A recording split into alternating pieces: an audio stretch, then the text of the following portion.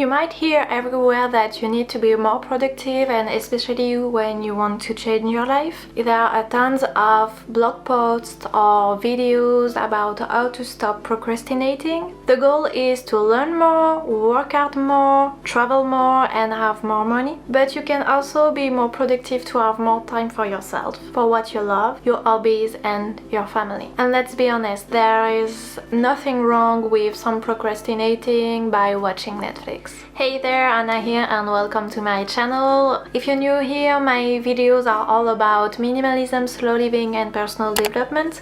So don't forget to subscribe and give this video a like. It will help me to be suggested to other people who are interested in these subjects. Okay, so let's dive in. If you want to start a new project like working out more or eating healthy or maybe starting a YouTube channel, you need to have more time. It was one of the reasons why I've decided to become a minimalist. For a few years I've tried a lot of methods to be more productive, and I can say that some are really good for helping people to be more productive and some of them not really. In my free guide about how to become a minimalist in 7 easy steps, there is a whole part about having more time and how to find more time to do whatever you want to do. Please feel free to check the free guide. I will put the link in the description below. So here are 6 tips to be more productive and achieve more in less time.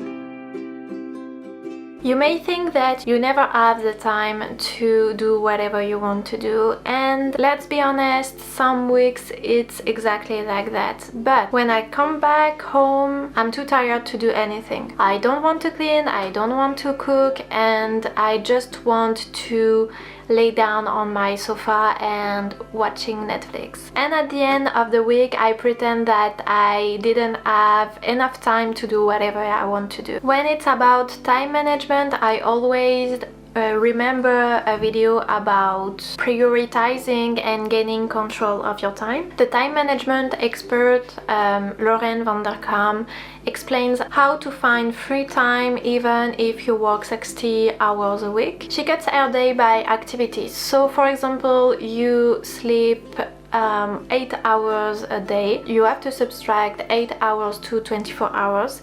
Then you spend 10 hours at work, so then you subtract also 10 hours to your 24 hours, and you do this for your meals, your daily commute, and so on, and then you have your free time. And actually when you do this, it's quite huge. There are apps that help you to track your time and your activities. I think that Analyze Your Time is a really good beginning to be more productive. When I started to think about this topic, I used an app like A Tracker for several days, and even watching your screen time on your phone is a really good beginning.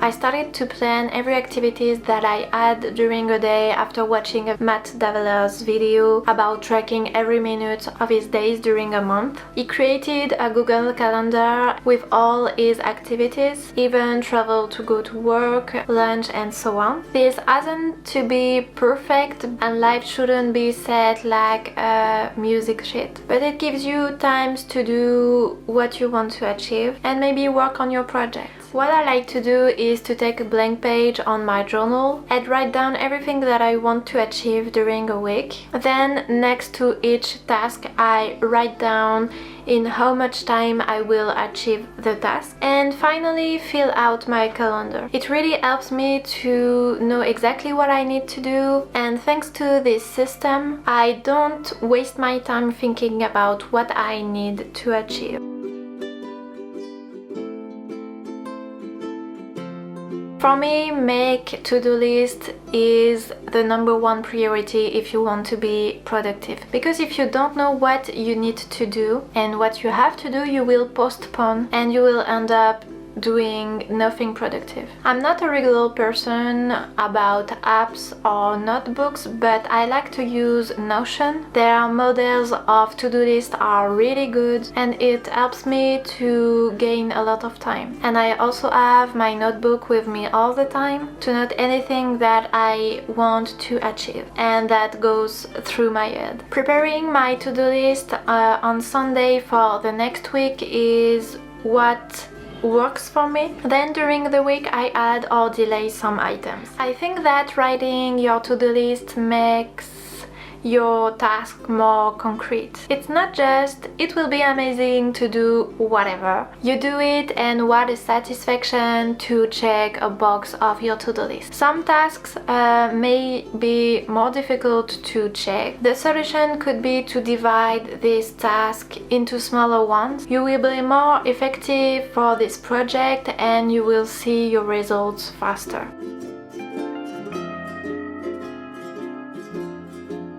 So the tip number 4 is to use a Pomodoro method. When I need to be concentrated or when for example, if I need to write down a script, I use the Pomodoro method. There are a ton of videos on YouTube with the timer and maybe some piano music, and it's something that helps me a lot. Pomodoro is a time management method. You work 25 minutes, then you have a 5-minute break. To have 15 minutes break, you need to work 4 hours. It's the best method if you need to be concentrated or if you need to work for several hours. I like to use this method every morning before going to work, and I also used it when I needed to write my thesis. By using this method, you will see that 25 minutes is not long at all, but you have to take the 5-minute break to not faint afterward, and you will achieve so much in 25 minutes.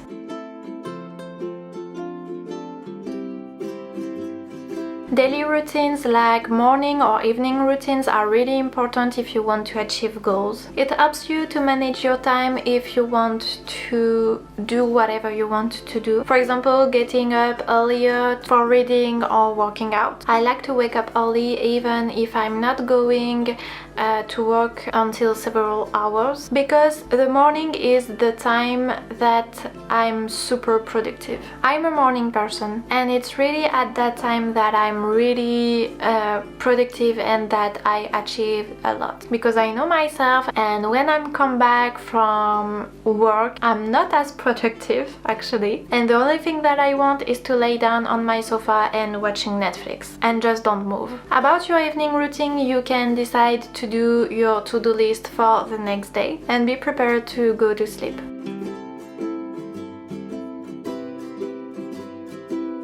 We also during this lockdown that we need to have specific area for specific activities, and we are more productive and more focused on what we are doing when we have a specific and dedicated space for our activities. I wasn't the kind of girl who worked a lot on a desk. Actually, during my studies I was studying in my bed, but with the lockdown I realized that I was far more productive when I just sit down and be on my desk and have my computer and my double screen open. I know it could be very difficult to find a dedicated place for your activities. Actually, I'm in a tiny apartment, so it was really difficult to find a place.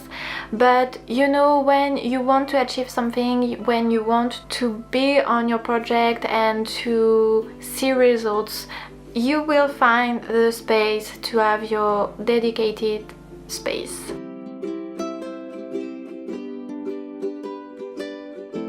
And finally, enjoy your free time. How could you be more productive every day if you don't take time for yourself? So enjoy your free time. Take time for yourself and don't squeeze it for doing laundry or whatever. If you have days or weeks without motivation, don't blame yourself. Take time to reset. In these moments, I try to not think about my tasks and to really have time for myself. The next morning, I try to find motivation and do a to-do list with easy tasks. You don't have to be busy every day, and it's not good actually to be busy every day. I think that a slower life is what everybody needs, and actually it's just not good to be exhausted, to spend your day at work and to not find time for yourself. Even if it's just reading for 15 minutes, it's already a self-care time. Okay guys, it's the end of the video. Tell me in the comments below if you have any other method to be more productive. Don't forget to subscribe and give this video a like. I hope you enjoyed this video and I see you in the next one.